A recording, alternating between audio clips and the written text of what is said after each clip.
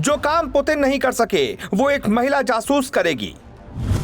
जो काम बाइडेन नहीं कर सके वो अब एक विषकन्या करेगी। अब चाणक्य की विषकन्या करेगी रूस यूक्रेन का फैसला।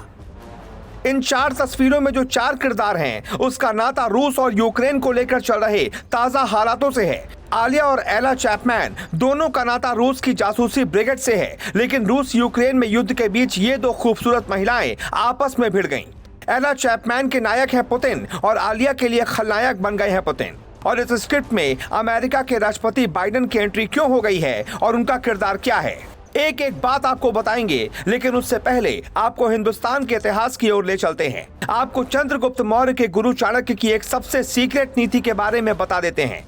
चाणक्य ने युद्ध में जासूसी के लिए विषकन्याएं तैयार की थीं। राजा महाराजा की खुफिया टीम में कुछ लड़कियां छोटी उम्र में ही चुन ली जाती थीं। इन लड़कियों के नैनक्श से एक युवती के तौर पर इनकी खूबसूरती को आंक लिया जाता था।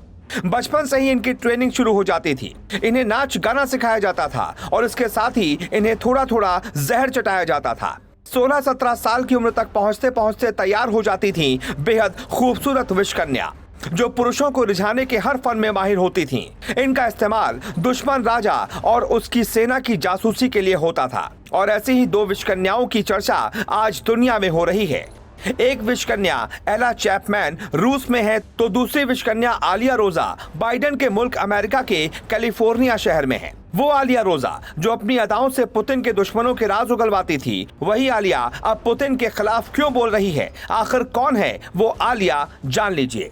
आलिया रोजा और पुतिन की एक साथ मिलिट्री ट्रेनिंग हुई। अब पुतिन का विरोध कर रही हैं। यूएस में बड़ा कारोबार, 1.50 अरब रुपए का बंगला, इसीलिए बाइडेन की जुबान बोलती हैं। रूस के जनरल रैंक के सैन्य अधिकारी की बेटी जानती हैं पुतिन जिद्दी हैं, यूक्रेन को छोड़ेंगे नहीं। आलिया कहती हैं चेचन्या युद्ध की तबाही करीब से देखी, यूक्रेन में ये सब नहीं देख सकती। आलिया रोजा लंबे वक्त तक रूसी सेना के लिए दुश्मनों को अपने जाल में फंसाती, खुफिया जानकारी निकालती और इस जानकारी के आधार पर रूस आक्रमण करता, दुश्मन को तहस नहस कर देता। एक्सपर्ट्स की माने तो आलिया के ऐसे बयानों के पीछे अमेरिकी प्रशासन का दबाव भी हो सकता है। अमेरिका ने रूस पर कड़े आर्थिक प्रतिबंध लगा दिए हैं। दुनिया भर में रूसी कारोबारियों की जान अटकी है। बहरहाल आलिया के कई सारे दोस्त और रिश्तेदार यूक्रेन और रूस के कई शहरों में बिखरे पड़े हैं।